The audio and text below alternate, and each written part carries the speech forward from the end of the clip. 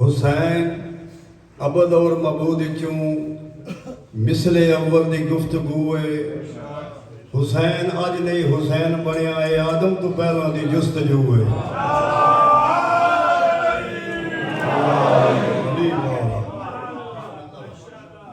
پھر سنو حسین ابد اور مبود چوں مثل اول دی گفتگو ہے حسین اج نہیں حسین بنیا اے آدم تو پہلے دی جستجو ہے عجیب رشتہ ہے حسین اور انبیاء کا عجیب رشتہ ہے حسین اور انبیاء کا انبیاء کی آرزو ہے اللہ حسین اللہ کی آرزو ہے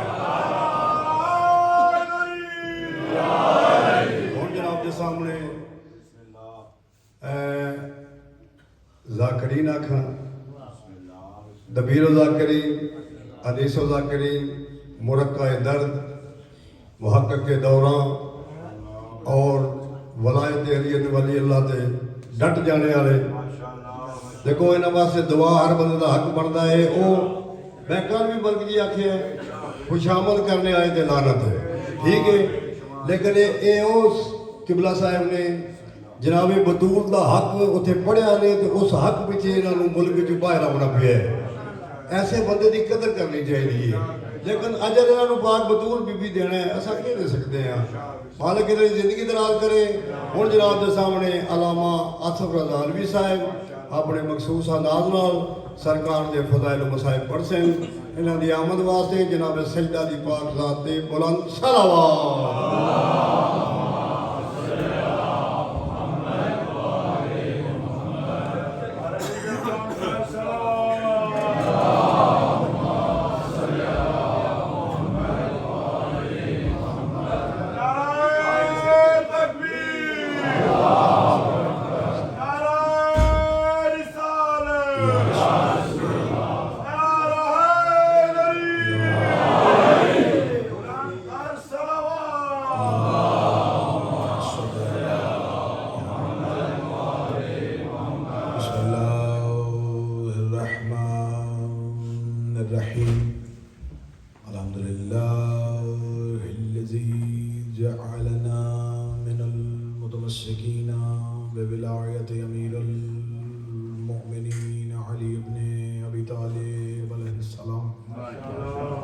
اللهم إياك نعبد وإياك نستعين الصلاة والسلام بتحية والإكرام على أشرف الأنبياء والمرسلين وعلى آله الطيبين الطاهرين المعصومين ثم الصلاة والسلام على سید العابدین وزین الصالحین وخازن العلم الانبیاء والمرسلین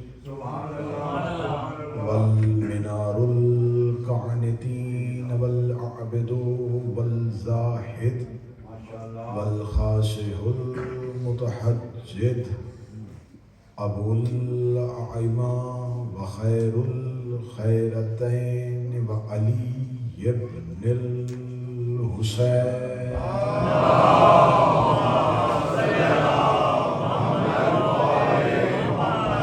ولعن الله تعالى أعدائهم أجمعين أما بعد فقد قال سبحانه وتعالى في كتابه المجيد وفرقانه الحميد بسم الله الرحمن الرحيم لا إكراه في الدين قد تبين الرشد من الغي بلندر صلوات اللهم صل على محمد وآل محمد دعائے مالکان ذکر بندگان ذکر کا وارثان ذکر کی بارگاہ میں پیش ہونا قبول و منظور فرمائے آقا ذات اس عبادت کا بہتر سے بہتر اجر عطا فرمائے کروانے والوں کو سننے والوں کو پڑھنے والوں کو نیتوں کے مطابق اجر عطا فرمائے ہمیں ذکر حسین کے ساتھ عرفان حسین عطا فرمائے انتظار ولی الاسد نصیب فرمائے دیدار ولی الاسد نصیب فرمائے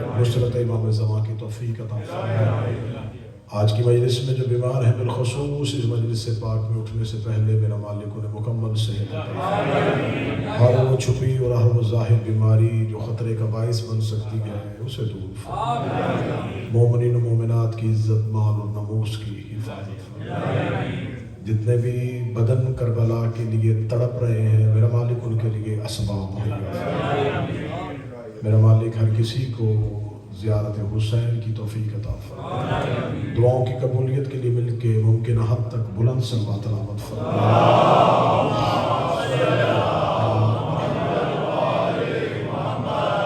اجازت ہے ذکر شروع کیا جیسے سورہ مبارکہ یاسین ہے اور خدا ارشاد فرما رہا ہے کہ لا اکراہ فی الدین، نہیں ہے کوئی جبر، کوئی زبردستی، کوئی سختی میرے دین میں۔ کا تبین و رشد من الغی، میں نے ہدایت کے رستے کو گمراہی کے رستے سے الگ کر کے تمہیں دکھا دیا ہے۔ میں تمہیں بتا چکا ہوں کہ ہدایت کا رستہ کون ہے اور گمراہی کا رستہ کون سا ہے۔ اب یہ اختیار تمہارے پاس ہے کہ تم ہدایت کے رستے پہ چلتے ہو یا گمراہی کے رستے پہ چلتے ہو۔ یہ قانون قدرت ہے، یہ آئین پروردگار ہے، یہ دستور ربوبیت ہے کہ اس نے انسانیت سے کوئی چیز چھپا کے نہیں رکھی۔ اس نے واضح اعلان کر دیا کہ رستے دو ہی ہیں، ہدایت بھی ہے اور گمراہی بھی ہے۔ نبی کا کام ہوتا ہے لوگوں کو خبر دینا اور امام کا کام ہوتا ہے امت کی کارواں کی ہدایت کے لیے اس کے آگے چلنا۔ ہر گروہ کو، ہر فرقے کو کسی ایسے کی ضرورت ضرور ہوتی ہے جس کی وہ پیروی کرے۔ جہاں جہاں معاشرہ ہے، جہاں جہاں سماج ہے، وہاں اس بات کا تقاضا بہر صورت موجود ہے کہ کوئی ایسا ہو جس کی پیروی کی جائے، جس کے پیچھے چلا جائے، جس کو فالو کیا جائے، جس کی بات کو تسلیم کیا جائے۔ اب ہر ایک امام، ہر رستہ دکھانے والا، ہر ایک کارواں کا میر کارواں بننے والا، ہر آگے چلنے والا ٹھیک نہیں ہوتا۔ غلط بھی ہوتے ہیں جو غلط رستہ دکھاتے ہیں۔ اب خدا نے نبی کے بعد جو سلسلہ شروع کیا ہے وہ سلسلہ امامت ہے۔ امام کہتے ہیں آگے چلنے والے کو، امام کہتے ہیں رستہ دکھانے والے کو، امام کہتے ہیں ایک آئیڈیل کو، امام کہتے ہیں ایک مکتب کو، امام کہتے ہیں ایک سیرت کو، امام کہتے ہیں ایک نمونے کو، جس کو انسانیت سمجھے اور پھر اس کے پیچھے چلے۔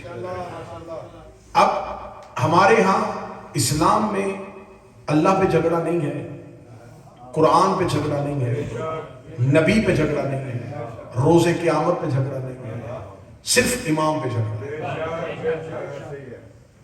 آج امت مسلمان جو تفریق ہے، جو اختلاف ہے اسلام کے فرقوں میں، وہ اللہ کی وحدانیت پہ نہیں ہے، رسول کی رسالت پہ نہیں ہے، قرآن کی صداقت پہ نہیں ہے، امام کی امامت پہ ہے۔ اور جس پر امت کا اختلاف ہے اسی پر ہی جنت کا دار و مدار ہے۔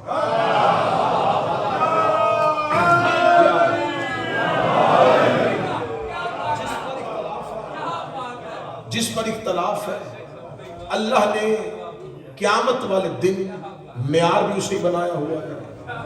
اللہ نے کہا ہوا ہے کہ میں تمہیں تمہارے امام کے نام پہ آواز دوں گا، امام کے نام پہ بلاؤں، کیونکہ ہمارے اور رسول کے درمیان 1400 سال کا فاصلہ ہے۔ ہم نے رسول دیکھا نہیں ہے، ہم رسول کی محفل میں بیٹھے نہیں ہیں، ہم نے رسالت امام کی باتوں کو سنا نہیں ہے۔ قرآن ہمیں کہتا ہے کہ جو رسول کرے وہ کرو۔ خدا نے قرآن میں صرف حکم دیے ہیں، وضاحت نہیں کی۔ خدا نے صرف حکم دیے ہیں، تفصیلات نہیں بتائی، ڈیٹیل میں خدا گیا ہی نہیں۔ خدا نے صرف اتنا کہا ہے اقیموا الصلاۃ، نماز قائم کرو، کیسے، کتنی، کیا پڑھنا ہے، کب جھکنا ہے، کچھ نہیں لکھا۔ اگر خدا حکم کے ساتھ تفسیر بھی لکھ دیتا تو پھر نبی کی ضرورت ہی نہ رہے. پھر یہ نعرہ بالکل ٹھیک ہو جاتا کہ قرآن کافی ہے. اس خدا نے بھی قرآن کو کافی نہ کیا. تمہید میں آپ ساتھ دیکھیں, اس نے بھی قرآن کو کافی نہ کیا. اس نے قرآن کے ساتھ امت کو محتاج کر دیا کہ جب یہ حکم دیکھیں گے یہ تفصیل مانگیں گے. تفصیل ملے گی میرے نبی کی زندگی سے. نبی بتائے گا کہ فجر کی رکعتیں کتنی ہیں, ظہر کی کتنی ہیں, رکوع میں کیا پڑھنا ہے, سجدے میں کیا پڑھنا ہے. یہ تمام چیزیں کون بتائے گا؟ یہ میرا نبی بتائے گا. نبی نے کہہ دیا کہ حمد پڑھنی ہے تو اب سورہ حمد ہی پڑھنی ہے. اب تم سورتوں میں سے بھی کوئی سورت بدل نہیں سکتے. اب تم کہو کہ کوئی بہت لمبی سورت پڑھ دے, میں پہلی رکعت میں یاسین پڑھ دوں, رحمان پڑھ دوں, بنی اسرائیل پڑھ دوں, ہیں وہ بھی قرآن کی سورتیں ہیں, ان کا بھی احترام ہی ہے, ان کو بھی وضو کر کے ہی پڑھا جانا. لیکن یہ نبی نے مقرر کی ہے سورت, جو نبی مقرر کر دے اس کی جگہ پہ سورت بھی نہیں بدلی جا سکتی.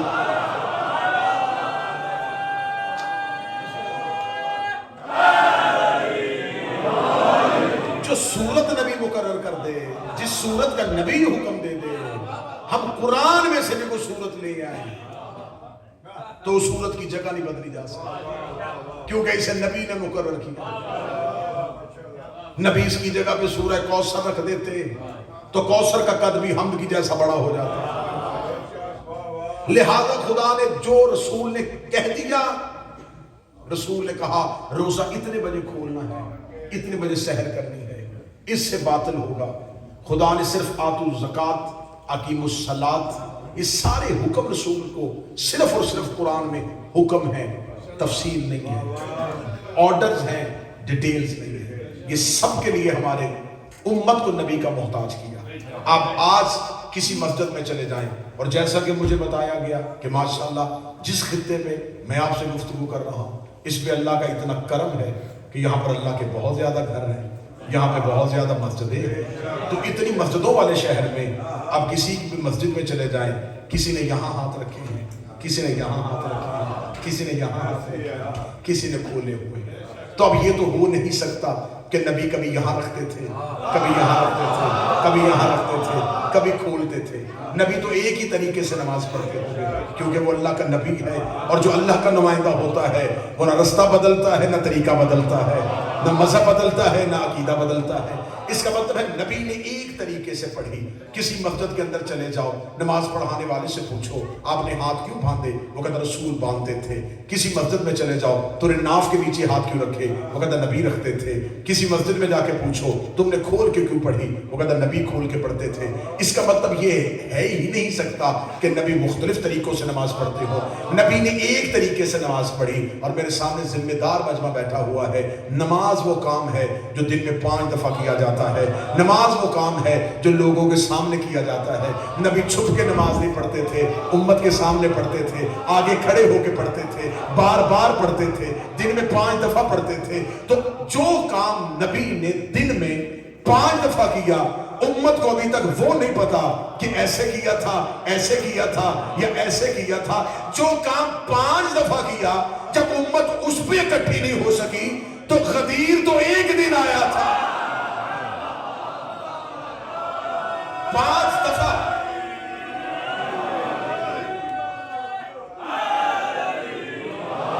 جو دہرایا گیا, جو ریپیٹ کیا گیا, جو بار بار کیا گیا, امت کو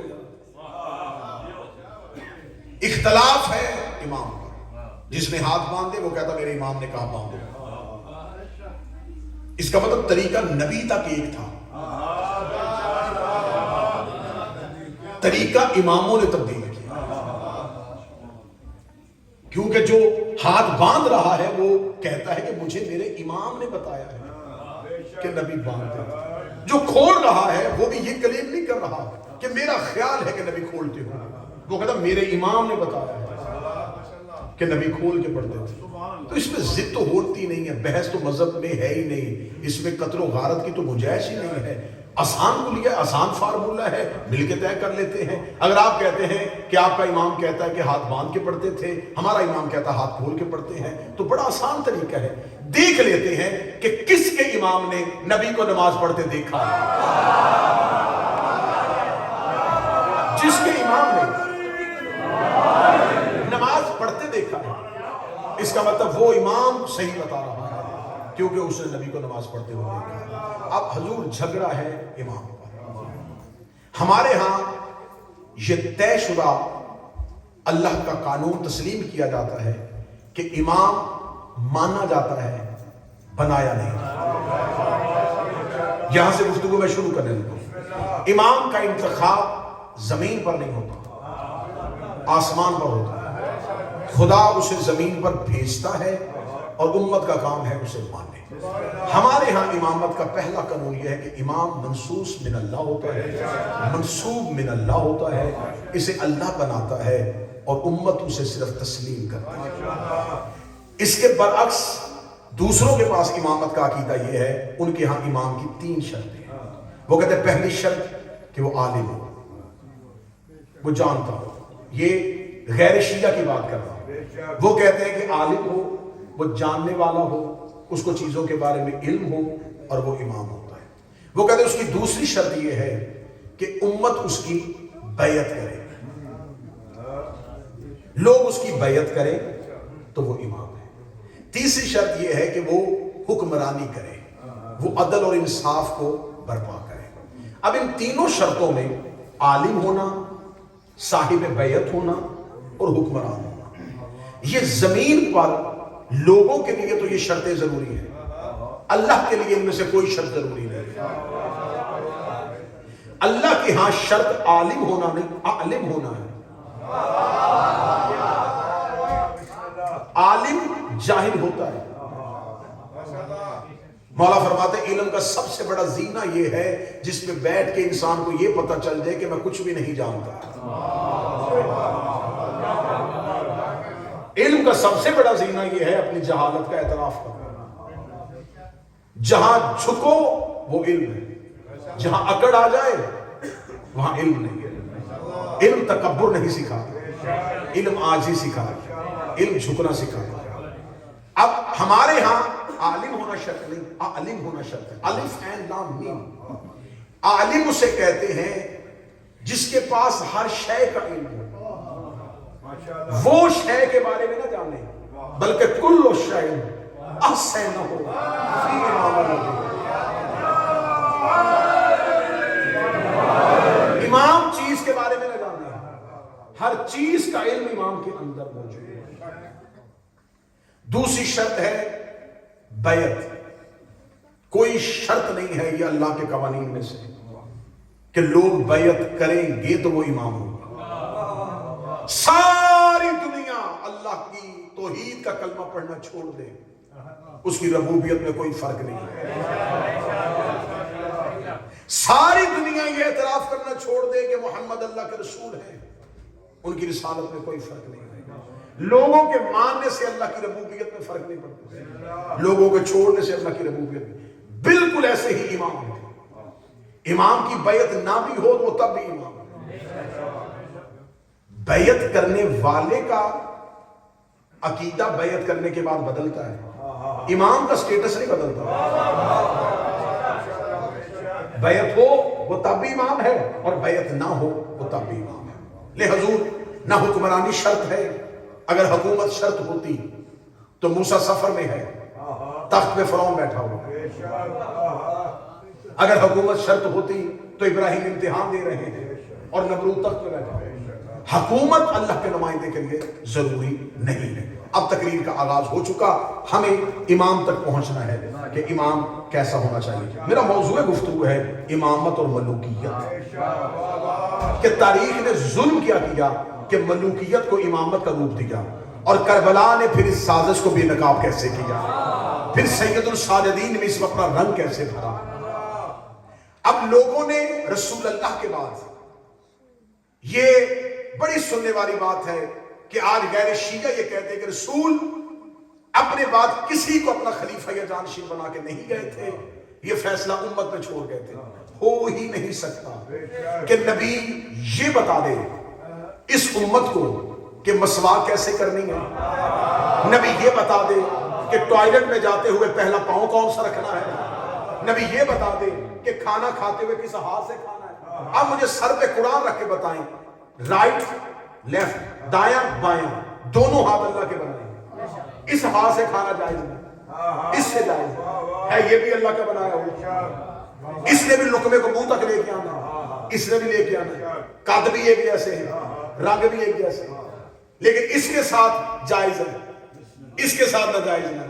اس کا مطلب ہے اللہ نے تمہارے جسم میں دو ایک جیسی چیزیں رکھ کے ایک جائز ایک ناجائز کر کے بتا دیا ہے کہ تمہارے بدن میں بھی ساری چیزیں ایک جیسی نہیں ہیں بھائی, دونوں برابر نہیں ہیں.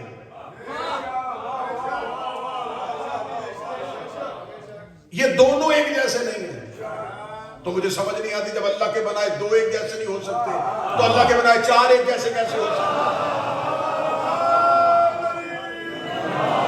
بھائی کچھ فرق تو ہے نا ان دونوں میں, اور فرق بھی معمولی نہیں, جائز کا.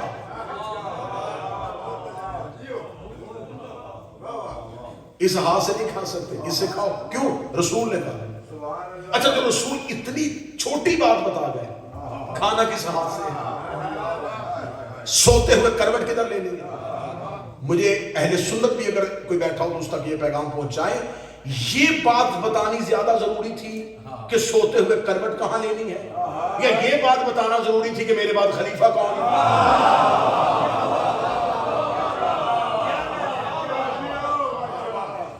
یہ بات بتانا ضروری تھی کہ کپڑے پہنتے ہوئے کن آداب کا خیال رکھنا ہے, آئینہ کیسے دیکھنا ہے, کنگھی کیسے کرنی ہے.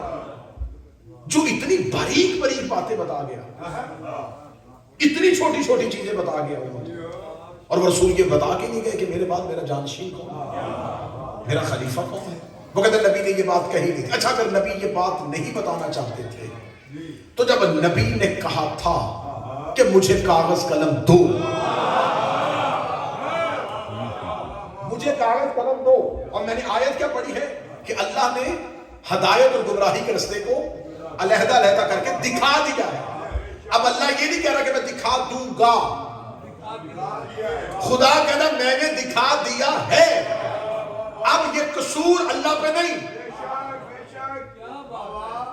اب کسی کو گمراہی نظر نہ آئے, قصور پروردگار کا نہیں, قصور دیکھنے والے کی آنکھ کا ہے. ہمارا خدا کی قسم ہے ممبر پہ کہہ رہا ہوں, جھگڑا یہ نہیں ہے کہ بندوں کو گمراہی نظر نہیں آ رہی, ہمارا جھگڑا یہ ہے کہ بندے گمراہی کو ہدایت کہہ رہے ہیں. ہمارا جھگڑا بھائی بھاڑ میں جائے نہ دنیا گمراہی جگہ, ہم نے کوئی ٹھیکہ اٹھایا ہے کہ ساری دنیا جنت میں لے کے جانا. بھائی نہیں, تم نے گمراہی کی, ہٹنا نہ ہٹو. لڑائی ہماری یہ ہے رہو گمراہ. خدا کا قانون لکم دینکم ولی دین, رکھو اپنا دین, تمہیں تمہارا دین مبارک, ہمیں ہمارا دین مبارک. ہمارا تمہارے دین پہ جھگڑا نہیں. میں پھر اعلان کر رہا ہوں ویڈیو کیمرے کی موجودگی میں, ہمارا یہ جھگڑا نہیں ہے کہ تم گمراہی سے ہدایت پہ آ جاؤ. ہمارا جھگڑا یہ کم از کم گمراہوں کو ہاتھی تو نہ کہو. بھائی اگر آپ یہ نقل اصل کی پیکنگ میں بیچتے رہے, کتنی کتنی کتنی فیک پروڈکٹس ہیں جو دنیا میں بک رہی ہیں, کوئی کچھ نہیں کہتا. لیکن جب کسی ایک ریگل پروڈکٹ کی پیکنگ کے اندر کوئی فیک چیز ڈالی جاتی تو اب یہاں پر ہر ملک کے اندر رائٹس موجود ہے. اب آپ کیس کریں, بھائی بیچ جھوٹی چیز, ہم نے کو چھوڑا تھا بیچتا, لیکن تو نے یہ کیا کیا, جھوٹی چیز کو ہماری سچی پیکنگ. تیرا تو بھید کھل جائے گا جب وہ گھر جا کے کھولے گا, پتہ چل جائے گا 2 نمبر مال ہے. قصور ہمیں کچھ نہیں جائے گا, تیرا مال پکڑا جائے گا. لیکن مسئلہ یہ ہے کہ ہماری اصل تو بدنام ہو جائے گی. ہمارا دنیا سے مطالبہ یہ ہے ملوکیت کو امامت کی پیکنگ میں تو نہ لے کے آؤ. بھائی بادشاہ بناؤ. میں پھر بہت بڑا جملہ ممبر سے کہنے لگا, میں 14 کی سچائیوں کی قسم کھا کے کہہ رہا ہوں, اگر رسول کے بعد مسلمان اپنا حاکم بناتے ہمیں کوئی اعتراض نہ ہو. بنا ہوا نا ڈونلڈ ٹرمپ, ہمیں اعتراض ہے؟ اور اگر وہی کہے میں خلیفۃ رسول ہوں, بھئی آپ حاکم بناتے ہمیں اعتراض نہیں تھی. آپ نے جانشین پیغمبر بنایا. آپ کہہ دیتے کہ آپ یہ ہمارا بادشاہ ہے, آپ کہہ دیتے یہ ہمارا حاکم ہے, آپ کہہ دیتے ہمیں کوئی اعتراض نہیں, بنا لیتے. دنیا نے بنائے, بنا لیتے.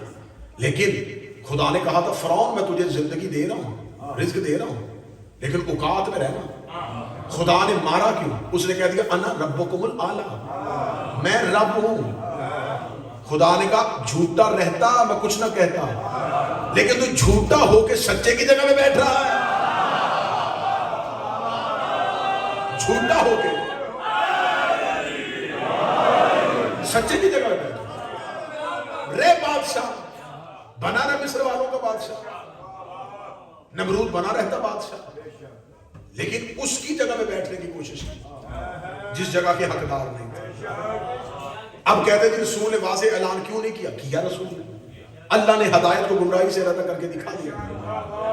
اہل سنت ہر ہسٹری کی ہر ایک کتاب میں لکھا, ہر ہسٹورین نے لکھا کہ نبی نے جب کہا نا کہ مجھے کاغذ قلم دو, 7 نبی نے جملہ پورا لیا, پورا جملہ پڑھا کرو. یہ نہیں کہا کہ صرف کاغذ قلم دو, فرمایا مجھے کاغذ قلم دو, میں تمہیں کچھ ایسا لکھ دوں تاکہ تم میرے بعد گمراہ نہ ہو جاؤ.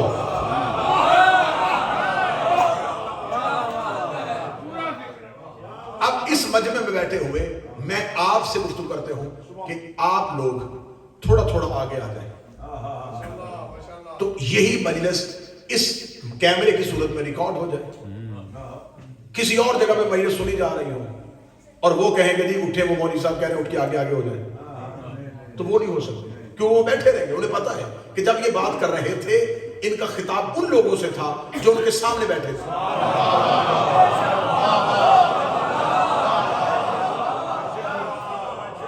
اب رسول نے حجرے میں کہا ہے کہ تم گمراہ نہ ہو جاؤ.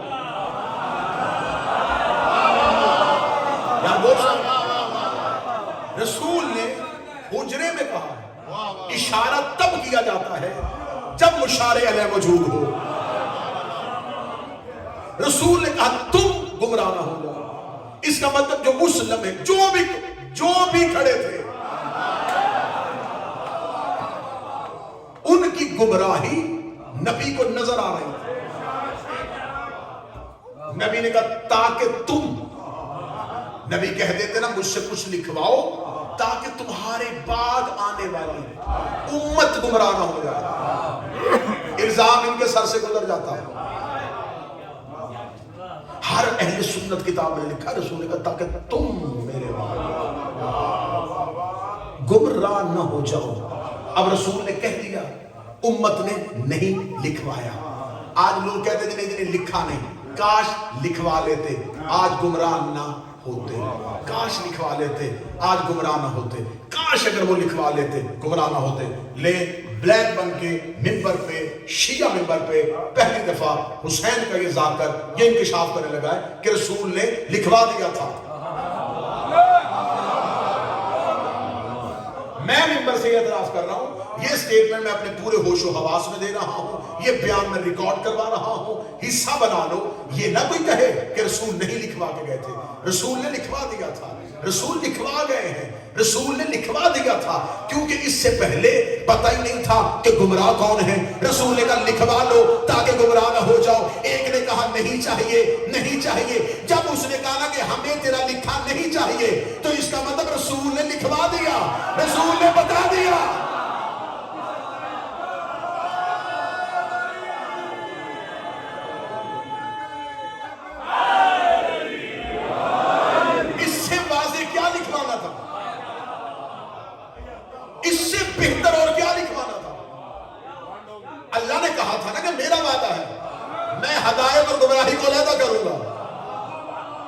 اس پہلے اس آیت کا پتہ ہی نہیں تھا کہ گمراہ ہے کون.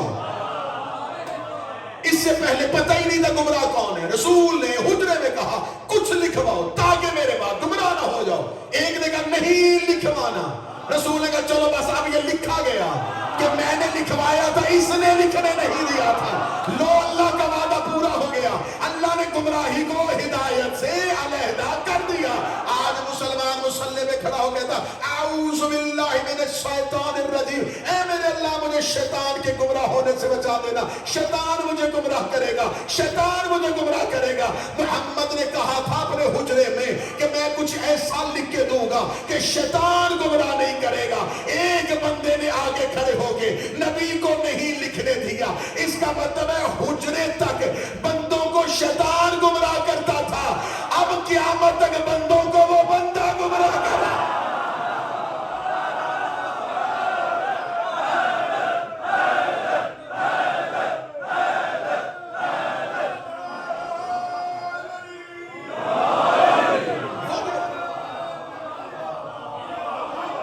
لکھوا دیا نبی نے. آج کے بعد کوئی شیعہ نہ سمجھے کہ نبی نے نہیں لکھوایا. یہ نہ لکھا ہوتا آج ہمیں کیا پتا چلتا گمراہ کون ہے. یہ لکھا گیا, اللہ نے وعدہ پورا کر دیا. ہدایت کو گمراہی کو علیحدہ علیحدہ کر کے دکھا دیا. اب تمہاری مرضی ہے, ہدایت کے پیچھے چلو یا گمراہی کے پیچھے چلو. ہدایت والا بھی دکھا دے گا غدیر کے میدان میں, گمراہی والا دکھا دیا. اپنے حجرے کے اندر رسول اپنی زندگی میں اپنا کام پورا کر کے چلے گئے تھے. ہدایت غدیر میں دکھا گئے تھے, گمراہی حجرے میں دکھا گئے تھے. اب ہمارا سوال مسلمانوں سے اتنا یہ ہے کہ انہی دنوں کے بعد 3 دن کے بعد جس کو رسول نے کہا تھا اور اس نے کہا تھا ہم نے نہیں لکھوانا, جسے گمراہ ہدایت سے علیحدہ کر کے دکھایا تھا, اسی نے دوسرے کا ہاتھ پکڑ کر اسے مسلمانوں کا خلیفہ بنا دیا. اب مجھے بتاؤ یہ خلیفہ ہدایت والے نے بنایا ہے یا گمراہی والے نے بنایا؟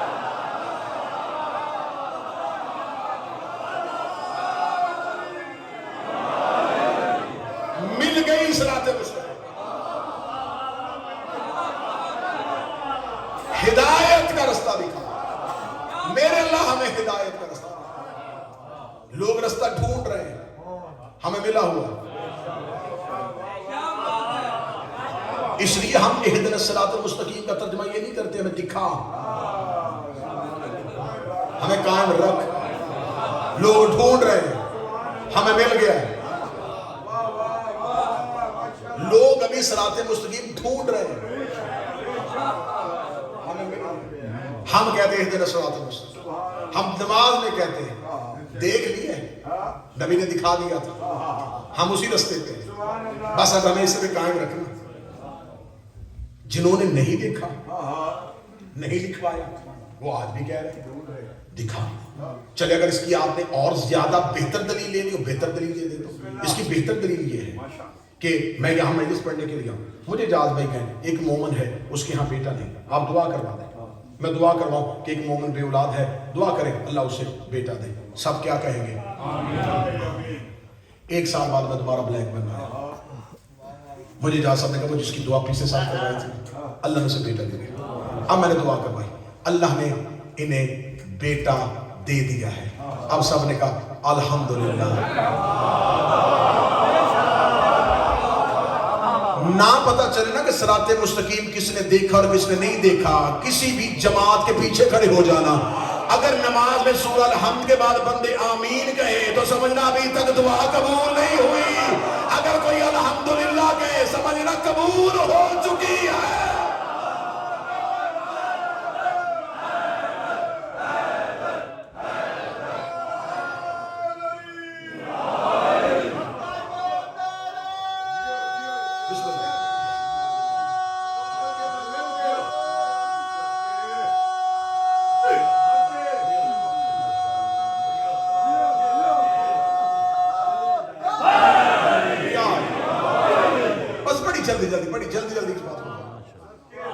کوشش کروں گا اس تفصیلی جس کا آدھا حصہ کل گولڈن میں پڑھا گیا، آدھا حصہ میں آج مکمل کروں گا۔ ہدایت کا رستہ امامت کا رستہ، گمراہی کا رستہ ملوکیت کا رستہ، بادشاہت کا رستہ۔ امام کے بارے میں قرآن سے آیتیں نکال کے دیکھ لینا کہ خدا نے امام کے لیے کیا کیا لفظ استعمال کیے، اور ملوکیت کے لیے کیا، بادشاہت کے لیے کیا۔ قرآن کہتا ہے کہ جناب سلیمان تخت پہ جا رہے تھے، ہدہد نے آ کے خبر دی، میں ایک ایسے ملک سے گزر کے آئی ہوں جہاں پر ایک عورت بادشاہت کر رہی ہے اور لوگ اللہ کی عبادت نہیں کر رہے، پروردگار کو سجدہ نہیں کر رہے۔ خبر ہدہد نے دی نبی کو۔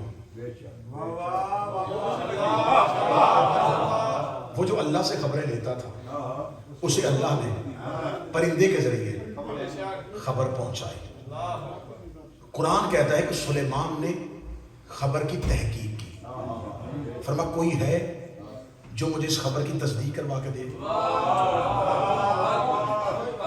پتہ نبی کو بھی ہے کہ ہدہد ٹھیک کہہ رہی ہے، ایسا ملک ہے، ملکہ سبا ہے، ایک بلقیس نامی ملکہ ہے جس کے ملک میں اللہ کی عبادت نہیں ہو رہی، لیکن پھر بھی سلیمان بن داؤد نے کہا کوئی ہے جو اس خبر کی تصدیق کرے۔ یہ نبیوں کے لفظ نہیں ہوتے، امتوں کے لیے نمونہ عمل ہوتے ہیں۔ نبی نے بتا دیا کہ تمہارے پاس خبر آئے تو تصدیق کیا کرو۔ ہر واٹس ایپ پہ میسج فارورڈ والا نہیں ہوتا، مومن کی علامتوں میں سے ایک علامت ضروری نہیں کہ جس نے آپ کو بھیجا ہے اس نے تصدیق کی ہو۔ مومن کی علامات میں سے اگر ایک جھوٹی خبر، ایک جھوٹی بات آپ کے ذریعے سے نشر ہوئی، اس جھوٹی بات کا جب تک اثر رہے گا تب تک آپ اس گناہ میں شریک رہے۔ ہدہد کی خبر، سلیمان نے کہا کوئی تحقیق ہوئی۔ جب خبر پہنچی ملکہ سبا کے پاس، اسے بتایا گیا کہ ایک بادشاہ ہے جس کا قالین ہوا میں اڑ رہا ہے، پرندے اس کے ساتھ ساتھ چل رہے ہیں۔ قرآن نے پورا واقعہ لکھا ہے، میں ملوکیت بتانے لگا۔ ملکہ بلقیس فوراً ملکہ سبا نے کہا ابھی دیکھ لیتے ہیں کہ یہ حاکم ہے یا امام ہے، یہ زمینی بادشاہ ہے یا امام برحق ہے۔ قرآن کہتا ہے کہ اس نے ملوک کا لفظ استعمال کیا، اس نے لفظ ملوک جو بادشاہوں کے لیے استعمال ہوتا ہے، یہ بادشاہوں کا طریقہ ہے، عمل ہے، کیسے پتا چلے گا؟ اس نے کہا ابھی اس کو کچھ تحفے بھیجو۔ اگر تو اس نے دنیاوی تحفے قبول کر لیے تو پھر یہ بادشاہ ہے، اگر اس نے دنیاوی تحفوں کو قبول نہ کیا پھر یہ اللہ کا نبی ہے۔ پھر ملکہ سبا نے خود آگے، قرآن نے ملکہ کے لفظ آیت بنا کے رکھے، اس نے کہا اگر یہ بادشاہ ہوا پھر سمجھ لو یہ زمین پہ فساد کرے گا، یہ خون بہائے گا، یہ قتل و غارت کرے گا، لیکن اگر یہ نبی نہ ہو، نبی ہوا پھر یہ فساد نہیں کرے گا۔ اس کا مطلب ہے کہ قرآن نے بتایا ہے کہ ملوکیت کا پہلا طریقہ یہ ہوتا ہے کہ وہ فساد برپا کرتے ہیں، وہ قتل و غارت کرتے ہیں۔ ہم نے ہدایت کے رستے کو گمراہی کے رستے سے جدا کر کے دکھا دیا۔ ہدایت غدیر سے چلنی شروع ہو گئی، پہلا ہادی غدیر سے، دوسرا ہادی حسن، تیسرا ہادی حسین بنا۔ ادھر ہدایت حسین پہ آ کے کھڑی تھی، ادھر سے ملوکیت کا سلسلہ شروع ہوا۔ پہلا بادشاہ بندوں کا بنایا ہوا، دوسرا بندوں کا بنایا ہوا، تیسرا بندوں کا بنایا ہوا۔ اب جب چوتھی شہنشاہیت آئی، اب اس کو خلافت کا نام کیوں دیا گیا؟ اس لیے اس کے سامنے شرط رکھی گئی، ایک شرط پہ تیری بیعت کریں گے، جیسے پہلے کرتے تھے ویسے ہی تو کرے گا۔ اس نے کہا ایک شرط پہ بیعت کرواؤں گا، میں صرف قرآن اور سنت کو دیکھوں گا۔ یہ لفظ ہیں جو ڈاکٹر طہ حسین جیسے مفکر نے بھی لکھے کہ علی ابن ابی طالب نے، ہر ایک نے لوگوں سے شرط مان کے. کسی نے کہا میں اس شرط پہ بیعت کروں گا مجھے گورنری دے گا, میں اس شرط پہ بیعت کروں گا مجھے اتنا وظیفہ دے گا. پہلے خلفاء نے لوگوں سے شرطیں پوچھی, کیا چاہتے ہو, میں پوری کروں گا میری بیعت کرو. یہ پہلا تھا خلیفہ منبر رسول پہ جس نے کہا میں اپنی شرط پہ بیعت کرواؤں گا, میری شرط یہ ہے میں صرف قرآن اور سنت کو دیکھوں, اس کے علاوہ کسی کی سیرت میرے لیے کوئی حیثیت نہیں رکھتی. جب علی نے یہ جملے کہہ دیے امت نے ہاتھ کھڑے کر کے کہا ہم تائید کرتے ہیں, ہم تیری بیعت اسی شرط پہ کر رہے ہیں. اب جب یہ علی کی بیعت ہو رہی ہے تو اب سمجھنا یہ علی کی بیعت نہیں ہو رہی, اس سے پچھلے خلفاء کی بیعت سے انکار ہو رہا ہے. یہ صرف ووٹ آف کانفیڈنس نہیں ہے, ووٹ آف نو کانفیڈنس بھی ہے کہ ہم تم پر اعتماد کرتے ہیں, پچھلی حکومتوں سے گئے. اس کا مطلب جس نے بھی اس کی بیعت کی ہوئی تھی اس نے پہلے وہ توڑی, کیونکہ شرط ہی اسی پہ کر رہا ہے. علی نے شرط ہی وہ رکھی ہے کہ کوئی اور سیرت نہیں, صرف قرآن, صرف نبی کی سنت. انہوں نے کہا مان گئے, اب کسی کی سیرت کو ہم نہیں مانیں گے, اب صرف قرآن اور سنت کو مانیں گے. اس کا مطلب جب علی کی ہاتھ میں بیعت ہوئی تو یہ علی کی ہاتھ کی بیعت نے پچھلے 3 خلفاء کی بیعت کا انکار کروا دیا. اب جب علی کی ہاتھ میں بیعت ہوئی اب علی بنا ہے خلیفہ بلا فاصل. فاصلہ ختم ہو گیا, فاصلہ ختم ہو گیا. اب یہاں پر بیعت ہوئی, لیکن اب اس کے بعد پھر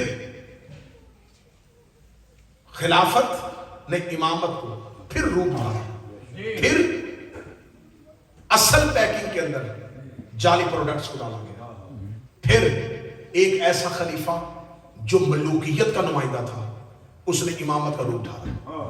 لیکن ملوکیت کتنی دیر چلتی, جھوٹ کتنی دیر چلتا ہے, دھوکہ کتنی دیر ہوتا ہے. آخر ملوکیت کا پورا پردہ فاش ہو گیا, پورا راز بے نقاب ہو گیا جب ملوکیت والوں کے تخت پر یزید جیسا فاجر آ گیا. لیکن ملوکیت کا پورا پردہ کھل کے آج لوگ کہتے ہیں صرف یزید غلط تھا. آپ ہمیں یہ بتائیں کہ اسے وہاں تک پہنچانے میں کام کس نے, اسے وہاں تک پہنچایا کس نے؟ بس میں تو منبر پہ یہاں کہا کرتا ہوں کہ یزید میں اور پچھلوں میں یہی فرق تھا, جو کام وہ چھپ کے کرتے تھے اسے ظاہر کیا, جو کام خلوتوں میں ہوتا تھا وہ اعلانیہ ہونے لگا, جو نفرت دل میں تھی وہ زبان میں نہیں, اسے ظاہر کر دیا, وہ باہر لے آیا. اب یہاں پر مجھے ہسٹری کا ایک سہارا لینا ہے.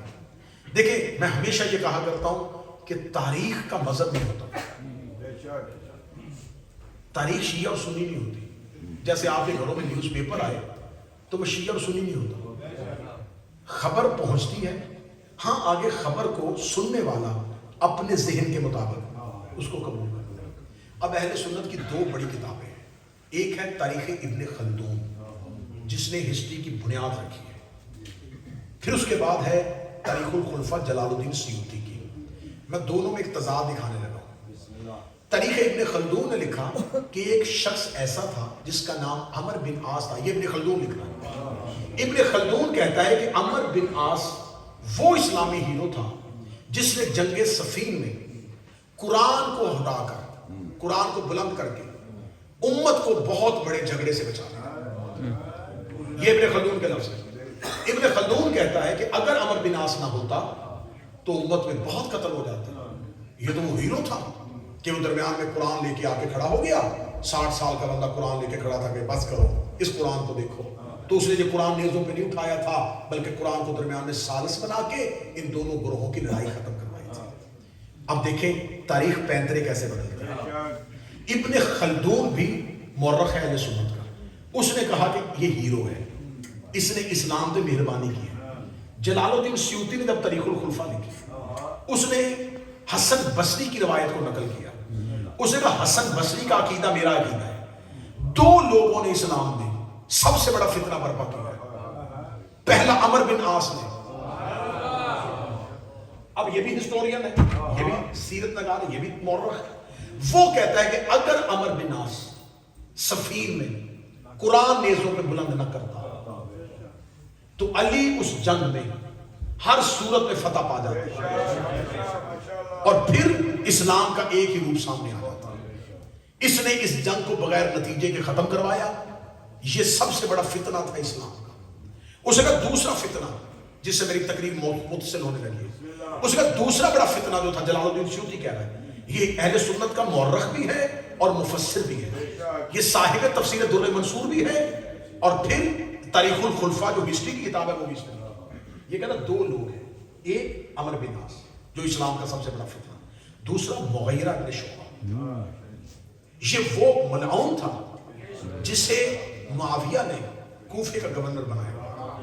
معاویہ نے اس کی شکایات کی وجہ سے اسے معزول کر دیا, اسے کہہ دیا کہ اس کو سسپینڈ کرو اور اس کی جگہ پہ نیا گورنر لگائیں گے. اس کو کہا کہ فوراً تم آ کے مرکز میں رپورٹ کرو, تم کوفے کے گورنر نہیں. اس نے معاویہ کا حکم ملنے کے بعد بھی یہ حکومت کرتا رہا. خبر معاویہ تک پہنچی کہ تیرے حکم کے بعد بھی اس نے چارج نہیں چھوڑا. اب یہ جلال الدین سیوطی لکھ رہا ہے کہ مغیرہ ابن شعبہ کو جب جا کے خبر دی کہ تجھے دمشق طلب کیا گیا ہے کہ تو نے حکم عدولی کیا, اس نے کہا چارج چھوڑ, تو نے چارج نہیں چھوڑا. یہ دمشق پہنچتا ہے. دمشق جا کے معاویہ اس کو کہتا ہے کہ جب میرا پیغام تجھے پہنچ گیا تھا کہ تو کوفے کا حاکم نہیں ہے تو پھر تو کیوں بیٹھا رہا کوفے کی حکومت پہ. اس نے اگلا لفظ کیا کہا, اس نے کہا حضور میرے آنے میں دیر اس لیے ہو گئی کہ میں آپ کے بیٹے یزید کی کوفے والوں سے بیعت لے رہا تھا. میں آپ کے بیٹے, ابھی معاویہ زندہ ہے, میں آپ کے بیٹے یزید کی کوفے والوں سے بیعت لے رہا تھا. یہ لفظ پہلی دفعہ معاویہ نے دیکھا کہ میرا ہی کوئی گورنر ہے, ابھی میں نے تو حکم دیا جو حسرت میرے دل میں ہے وہ یہ کر رہا ہے. اس نے کہا واقعتاً تو بیعت لے رہا تھا؟ اس نے کہا ہاں کوفہ تو بیعت کر رہا تھا. اس کا فوراً واپس جا, کوفہ دوبارہ تیرے کنٹرول میں.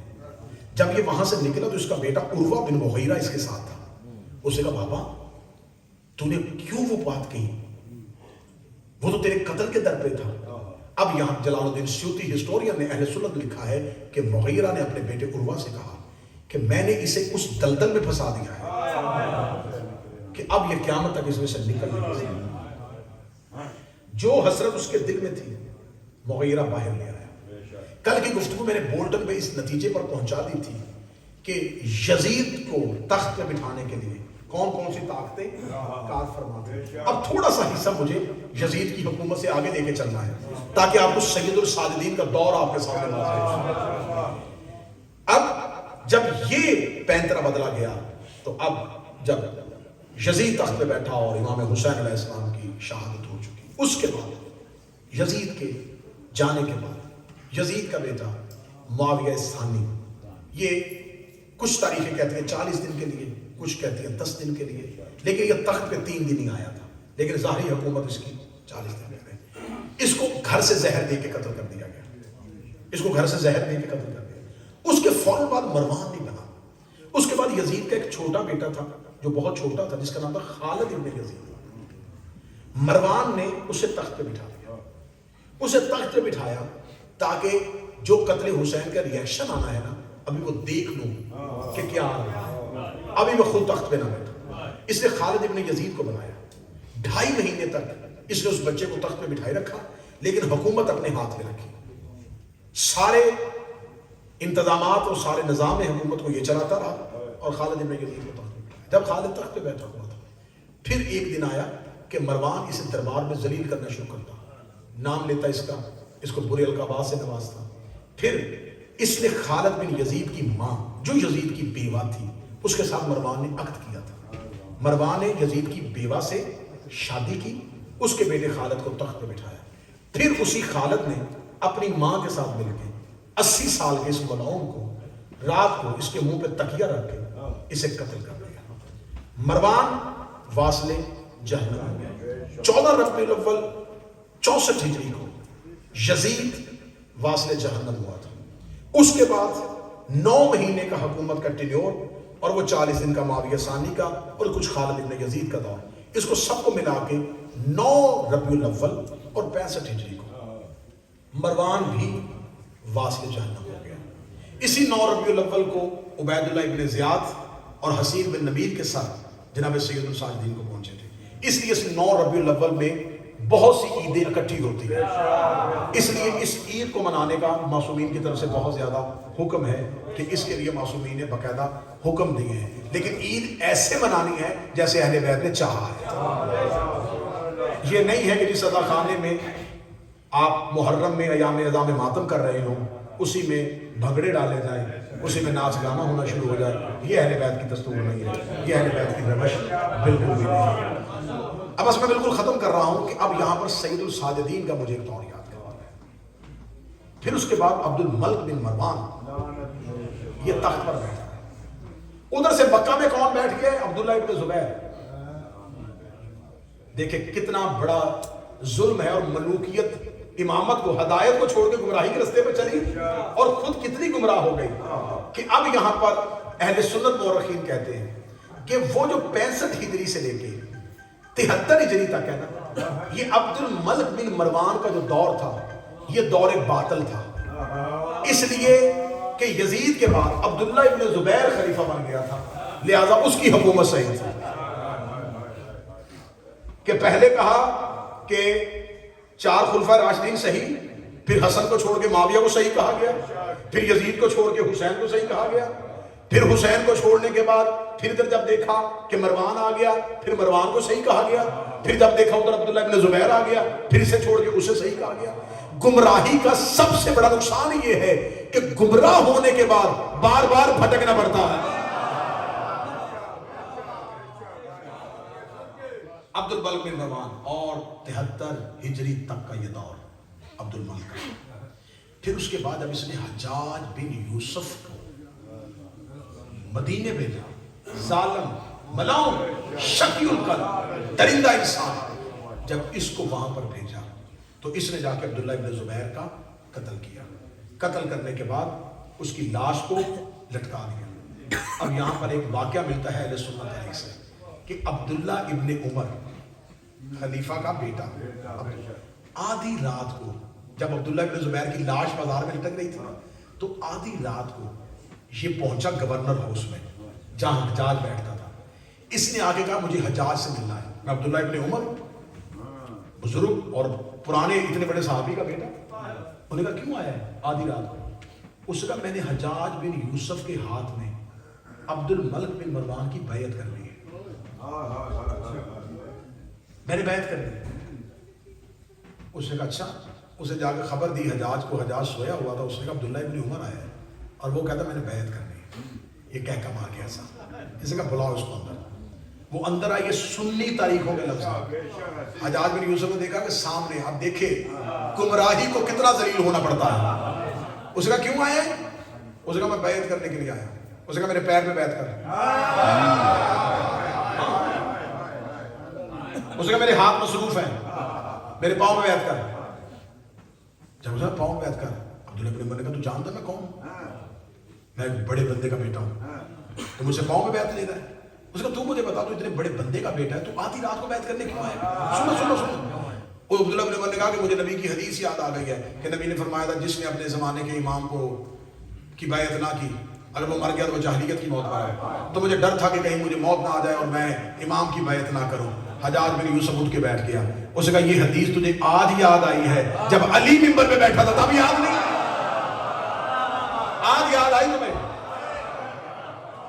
اور اس کے اگلے لفظ ہے جو اہل سنت تاریخ میں حجاج بن یوسف نے کہا تجھے حدیث میرے دروازے پہ لے کے آئی، تجھے عبداللہ بن زبیر کی لٹکتی ہوئی لاش میرے دروازے پہ۔ کیسے ملوکیت کو تباہ ہونا، کیسے ملوکیت کو برباد ہونا۔ اور پھر 63 ہجری میں واقعہ ہرا، پھر 64 ہجری میں مکہ پر حملہ۔ اب یہاں پر مجھے مدینہ اور مکہ کے حملے کے درمیان سید الساجدین کا ایک کردار دکھا۔ یہ میرا وہ امام ہے جو مدینے پر بیٹھا ہوا ہے۔ اچھا ملوکیت در بدر ہو رہی ہے، امام مطمئن ہے، اطمینان کے ساتھ امامت کے ہاں مکمل اطمینان، مکمل مطمئن، امام اپنے گھر کے اندر بیٹھے ہوئے۔ یہ ذہن میں رکھیے گا کہ 65 ہجری میں دوبارہ عبد الملک بن مروان کے کہنے پر سید الساجدین کو ایک بار پھر قید کیا گیا تھا۔ جب سید الساجدین کو یہ قید کر کے لے کے جا رہے تھے تو زہری نامی وہ جو راوی ہے جس کی بہت زیادہ روایات ہیں، اس نے مولا سجاد کو دوبارہ طوق میں دیکھا، پابند رسم دیکھا، تو اس نے آگے مولا کے سامنے رویا، رو کے کہنے کا مولا ہمارا بس نہیں چلتا، یہ ملعون آپ کو بار بار کیوں قید کر رہے ہیں؟ اتنا کہنا تو امام نے فرمایا زوری ان میں طاقت نہیں ہے کہ امامت کو قید کرے۔ یہ کہنے کے بعد امام نے فرمایا اب آنکھیں بند کر کے کھول۔ اس نے کھولی تو امام کے جسم میں کوئی رسیاں نہیں تھی، کوئی توق نہیں تھا، کوئی زنجیر نہیں تھی۔ اس نے امام کو آزادی میں دیکھا، اس کا مولا آپ تو ابھی قید تھے۔ فرمایا ہم اس لیے قید ہوتے ہیں تاکہ گمراہی کو ہدایت سے علیحدہ کر کے دکھا سکیں۔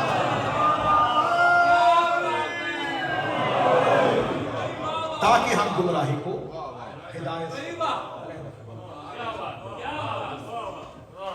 جو کام اللہ نے فرشتوں کی محفل میں کیا تھا تاکہ میں ہدایت کو گمراہی سے نہ، جو کام نبی نے حجرے میں کیا تھا، جو کام حسن نے معاہدہ کر کے کیا تھا، جو کام حسین نے کربلا میں کیا تھا، سجاد نے کہا ہم چاہتے ہیں۔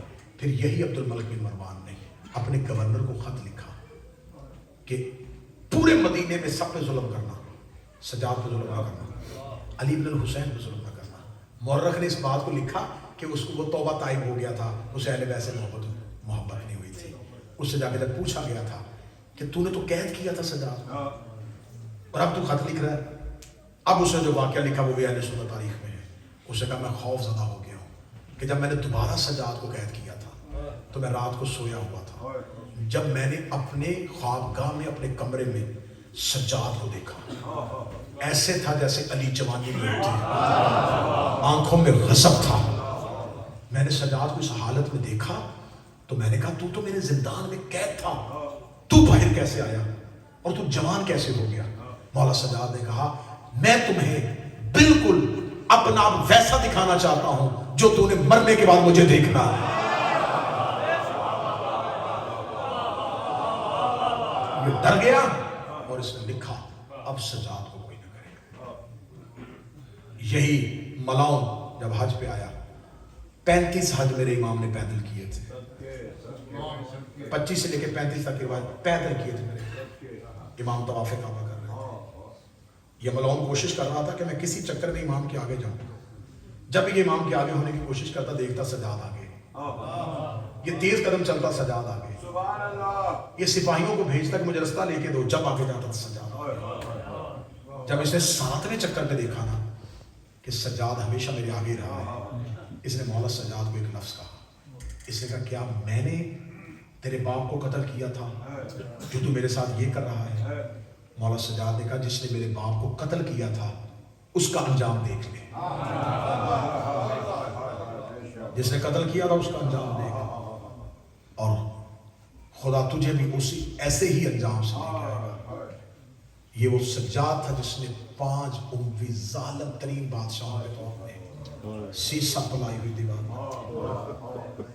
قید میں عابد اور عابد کا کنبہ ساتھ ہے، یعنی نشر و اشاعت کا ادارہ ساتھ ہے، مطمئن ہے نیزے پہ سر شبیر کا، مرتضیٰ کی بولتی نہج البلاغہ ساتھ۔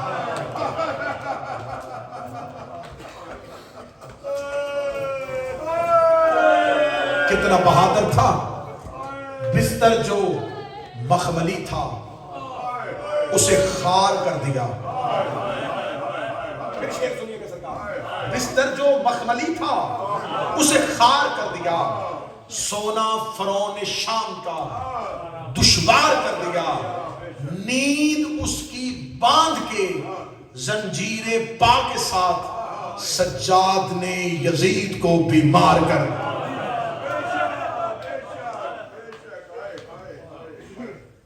مشیت الہی کا قیدی،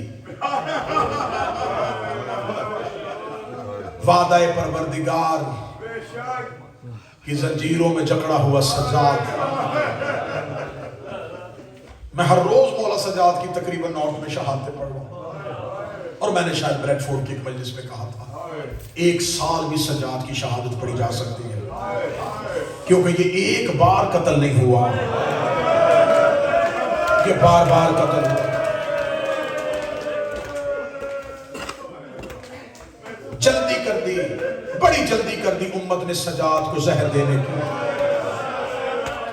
اگر یہ ملعون سجاد کو زہر نہ بھی دیتے تو شام کے بعد سجاد نے اور کتنا زندہ رہنا، شام کے بعد سجاد نے اور کتنا زندہ رہنا۔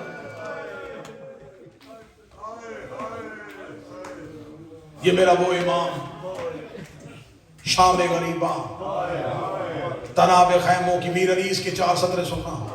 تناب خیموں کی کٹ رہی ہیں، عجب تباہی مچا رہے ہیں، کسی کی چادر، کسی کا بستر، کسی کا خیمہ جلا رہے ہیں۔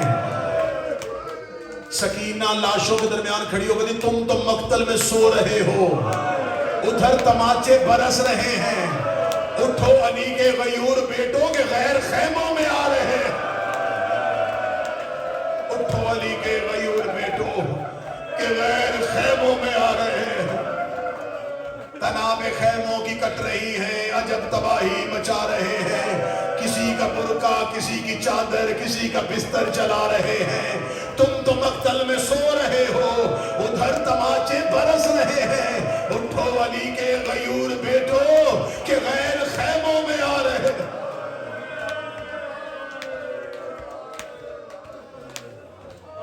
جب یہ لٹا ہوا قافلہ واپس مدینے پہنچا، علی کی بیٹی مدینے آئی۔ اکثر یہاں پہ منبر پہ پڑھ دیا جاتا ہے کہ بی بی نے آگے پوچھا، سجاد یہ کون سا شہر ہے؟ عالمہ غیر معلمہ ہے۔ بی بی نے یہ نہیں پوچھا کون سا شہر ہے، جو روایت ہے، جو لفظ ہے میں پڑھ دیتا ہوں، بی بی نے سجاد یہ مدینہ ہے؟ ہاں میں یہ مدینہ ہے۔ بی بی نے کہا پہلی بار باہر سے دیکھا، 28 رجب کو گئی تھی تو عباس کے پہرے میں گئی تھی، میں تو ماں کے جنازے پہ بھی بابا سے اجازتیں مانگتی رہی تھی۔ سجاد یہ مدینے کی بیرونی دیواریں آج زینب نے پہلی بار، گھر جانے سے پہلے بی بی کہتی ہے مجھے نانا کی قبر پہ جانا ہے۔ نانا کی قبر پہ آئی، رسول کی بیٹی، علی کی بیٹی، آپ نوحہ خانوں سے نوحہ سنتے روتے، میں تمہیں زینب کے نوحہ کی 4 سطریں سناؤں۔ بی بی قبر رسول پہ آئی، قبر رسول پہ آگے بی بی نے، میں حالت نہیں پڑھ سکتا، میں حالت پڑھوں گا تو اس سے آگے میں مصحف نہیں پڑھ سکوں گا کہ جس حالت میں آئی وہ حالت کیا تھی۔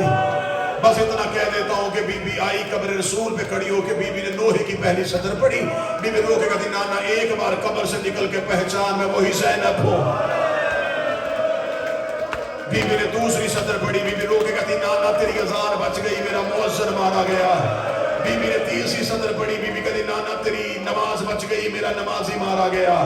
چوتھی سطر پڑھنے سے پہلے جو سید بیٹھو سر اٹھانا، چوتھی سطر پڑھنے سے پہلے علی کی بیٹی کے ہاتھ میں گٹھڑی تھی، بی بی نے گٹھڑی قبر محمد پہ رکھی، اپنی گٹھڑی کو کھولا، گٹھڑی سے حسین کا تیروں والا کرتا نکالا، کرتا نکال کے قبر محمد پہ ڈالا، قبر محمد پہ ڈال کے ہاتھ باندھ کے کھڑی ہو گئی، رو گئی نانا ایک بار قبر سے نکل کے پہچان یہ اسی حسین کا کرتا ہے جو تیری زلفیں تھاما کرتا تھا، یہ اسی حسین کا کرتا ہے جو تیرے کاندھوں میں بیٹھا کرتا تھا۔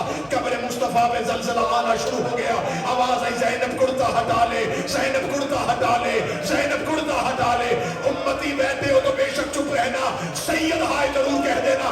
تب قبر محمد سے آواز آئی زینب کرتا ہٹا، رو کے نانا کی قبر میں بیٹھی، رو کے نانا تجھ سے بیٹے کا کرتا برداشت نہیں ہوا، رات آدھی ہونے دے، میں اکیلی تیری قبر پہ آؤں گی، میں تیری قبر کا چراغ بجھاؤں گی، میں تجھے اپنا لباس دکھاؤں تو پھر مجھے بتانا امت نے اتنا تیرے بیٹوں کو نہیں مارا جتنا تیری بیٹیوں کو مارا، اتنے زخم تیرے عباس کو نہیں آئے جتنے تیری زینب کو آئے، اتنا انہوں نے اکبر کو نہیں مارا جتنا انہوں نے تیری سکینہ کو مارا۔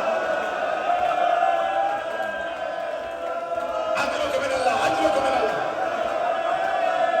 ہائے سجاد، ہائے سجاد، نانا نانا نانا انہوں نے اتنا اکبر کو نہیں مارا جتنا سکینہ کو مارا، نانا انہوں نے عباس کو ایک مار مارا، زینب کو بار بار مارا، نانا انہوں نے اکبر کو ایک میزہ مارا، سکینہ کو ہر موڑ میں تازیانے مارے۔ نانا نانا اے نبیوں کا سردار، اے رسولوں کا سردار، میں چپ رہی ہوں شام میں، میں دشمنوں کے سامنے نہیں بولی، میں کربلا حسین کی قبر پہ نہیں بولی، نانا یہ مدینہ ہے، نانا زینب کو اپنے درد سنانے دے۔ قبر محمد سے آواز آئی، نا زینب مجھے اپنے درد نہ سنانا۔ قبر محمد سے گٹھڑی لے کے اٹھی، سامنے بھائی کی قبر پہ نظر پڑی، رو کے حسن کی قبر پہ گر گئی، رو کے کہتی حسن بھائی تو بہنوں کے درد سنتے ہیں، حسن میں نے تیرے جنازے سے تیر نکالے تھے، اٹھ حسن بہن تجھے درد سنائے، میں تجھے تیرے قاسم کا رلنا سناؤں، میں تجھے تیری کبرا کا اجڑنا سناؤں۔ قبر حسن ہل گئی، آواز آئی عالیہ عالیہ عالیہ۔ میں جناب سجاد پڑھوں گا، عالیہ مجھے درد نہ سنا۔ حسن نانا بھی نہیں سن رہا، تو بھی نہیں سن رہا۔ اب جو اشاروں کی ذاکری سمجھتے ہیں، سفیر بھائی اللہ خانہ بھائی کو سید حاجی صاحب کے درجات بولا تو سامنے ماں کی کچی قبر پہ نظر پڑی، بے ساختہ قبر زہرا پہ آئی، رو کے کہتی مائیں تو بیٹیوں کے درد سن لیتی ہیں، اماں ایک بار اٹھ زینب کے درد سن۔ قبر زہرا سے آواز آئی، زینب نہ سنا نانا کو، نہ سنا بھائی کو، مجھے درد سنا۔ جب ماں نے کہا نا مجھے درد سنا، بی بی نے سال کے بعد کسی ہم درد کی آواز سنی، کسی نے زینب کو درد سنانے کے لیے کہا۔ بی بی رو کے کہتی ہے میں سکینہ کو بڑی تسلیاں دی ہیں، میں نے اکبر کو بڑی تسلیاں دی ہیں، مجھے کسی نے تسلی نہیں دی۔ اماں آج تو نے میرے درد سنے تو اماں میں تجھے درد سناؤں۔ آواز آئی ہاں زینب سنا۔ بی بی رو کہتی اماں آپ کو یاد ہے میں 28 رجب کو آپ کی قبر پہ آئی تھی، میں نے تیری قبر پہ بیٹھ کے وعدہ کیا تھا اماں میرا کچھ بچے نہ بچے میں تیری نسل بچا کے آؤں گی۔ ہاں زینب مجھے تیرا وعدہ یاد ہے۔ رو کہتی اماں ایک بار قبر سے باہر آ، وہ دیکھ میں تیرا سجاد بھی لے آئی ہوں، وہ دیکھ میں تیرا باکر بھی لے آئی ہوں۔ اماں تیرا سجاد بھی واپس آ گیا، اماں تیرا باکر بھی واپس آ گیا۔ یہ کہہ کے بی بی قبر سے اٹھی، اپنی جھولی کو جھاڑ کے کہتی ہے نہ میرا اون آیا، نہ میرا محمد آیا، میری نسل کربلا میں رہ گئی، میں تیری نسل بچا کے آ گئی۔ جب بی بی نے کہا میں تیری نسل بچا کے آ گئی، قبر زہرا سے آواز آئی زینب تیرا شکریہ تو نسل امامت کو بچا لائی۔ رو کے کہتی اماں سن تو صحیح میں نے تیرا بیٹا بچایا کیسے ہے، میں نے تیرا سجاد بچایا کیسے ہے۔ آواز آئی زینب کیسے بچایا؟ اب کوئی سید بیٹھو جگر پہ ہاتھ رکھنا۔ بی بی رو کے کہتی اماں جب حسین گھوڑے کی زین سے گر گیا، اماں 300 قاتل ہاتھوں میں لمبے نیزے لے کے تیرے سجاد کے خیمے کے اندر آیا۔ اماں یہ سجاد کو قتل کرنے لگے تھے، اماں میں نے تیرا سجاد قبر پہ اٹھایا، اماں کوئی دائیں سے نیزہ مارتا میں